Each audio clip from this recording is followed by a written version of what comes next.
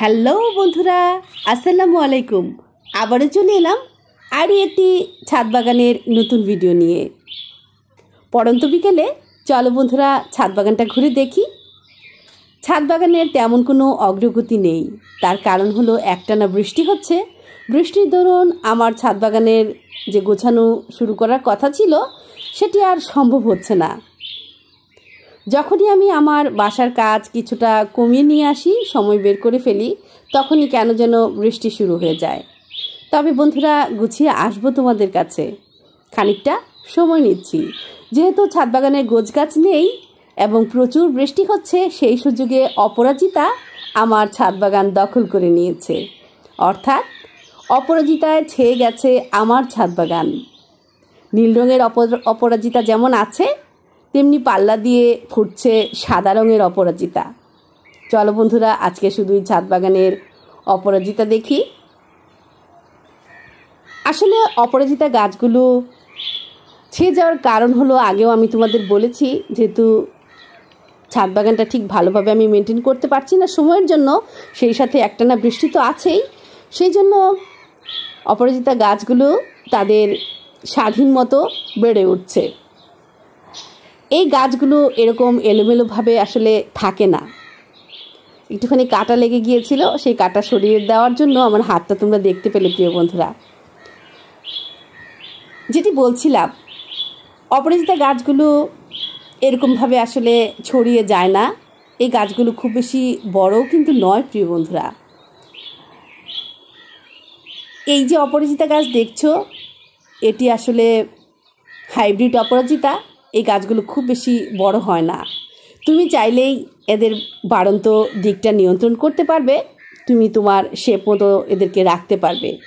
যেহেতু আমি কোনো রকম কাজই করছি না ছাদ বাগানে, সেজন্য ওরা ওদের স্বাধীনভাবে বেড়ে উঠছে ওদের মতো করে। তবে কিছু গাছ আমি আসলে বীজ সংরক্ষণের জন্য আলাদাভাবে রেখে দিয়েছি। এখানে দেখছো প্রিয় বন্ধুরা, কোনো ফুল নেই, অর্থাৎ এই গাছগুলোর ফুলগুলো ফুটে গিয়েছে। বীজ সংগ্রহ করব, সেজন্য এগুলো রেখে দিয়েছি। তবে অপরাজিতা গাছ কিন্তু এরকম নয় যে ফুল একবার দেবার পর আর ফুল আসবে না। ধৈর্য ধরে তুমি যদি সেটি রেখে দাও, সারা বছর তুমি ওখান থেকে ফুল পাবে। দেখো, আমার মা বেড়ালটা বসে আছে ওদের থাকার জায়গাটাতে। গুড়ি গুড়ি বৃষ্টি হলেই এখানে ঢুকে পড়ে। দেখো, নীল রঙের অপরাজিতা, সামনেই অনেকগুলো সাদা রঙের অপরাজিতাও আছে।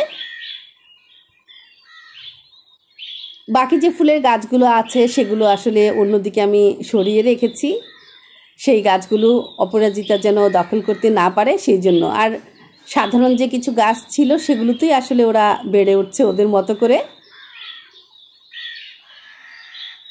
আমার ছাদ বাগানের পরিবর্তনটা তোমাদের চোখের সামনে হচ্ছে প্রিয় বন্ধুরা। যারা শুরু থেকে আমার সাথে আছো তারা দেখেছো দোতলা থেকে কিভাবে আমার গাছগুলো অন্য একটা বাসায় গিয়েছিল, সেখান থেকে আবারও আমার নিজের বাসার ছাদে চলে এলো। তারপর আবারও আমি যখন কাজ করলাম, আমার ছাদ বাগানের প্যারাপেট ওয়ালটা করলাম, তখনও কিছু পরিবর্তন হয়েছিল। সাদা রঙের অপরাজিতা, নানা রকম প্রতিকূলতার মধ্য দিয়ে আসলে আমার ছাদ বাগানটা এই পর্যন্ত এসেছে। পুরো বাগানটা কিন্তু শুধু যেখানে যেখানে অপরাজিতা আছে সেগুলি তোমাদের দেখিয়ে গেলাম। এই গাছটিও আমি বীজ সংরক্ষণের জন্য রেখেছি, তবে কিছুদিন পর আবারও এখান থেকে ফুল পেয়ে যাব ইনশাআল্লাহ। আজকের এই ভিডিওটা প্রিয় বন্ধুরা আর বেশি বড় করব না। তোমরা যে যেখান থেকেই দেখলে, ভালো লাগলে আমাকে বন্ধু করে নিও। আরও বেশি ভালো লাগলে আমার ভিডিওটা দিকে দিকে ছড়িয়ে দিও। তাহলে ভালো থেকো বন্ধুরা, অনেক অনেক ভালো থেকো, যে যার অবস্থানে থেকে। আল্লাহ হাফেজ।